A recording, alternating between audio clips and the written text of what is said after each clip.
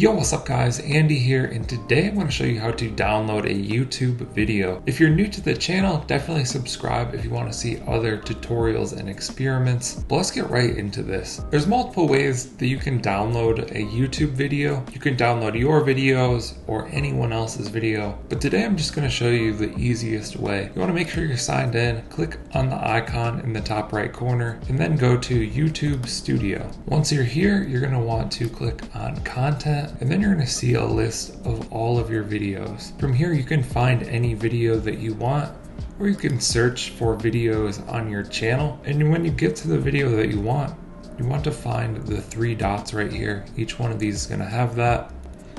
Just click on that and then go down this list and you'll see download. So I'm just going to click download and you'll see this video begins to download. Once your download completes, you'll be able to go to your download folder and find the video. You can drag it to your desktop or do whatever you want to do with it. Open it up, and there's the downloaded video file. That'll do it for today's video. I hope you guys found this helpful. Let us know what you think down in the comments below. Also, check out the video on the end screen. If you enjoyed this one, you'll probably like that one too. Thank you guys for watching. I'll catch you in the next one.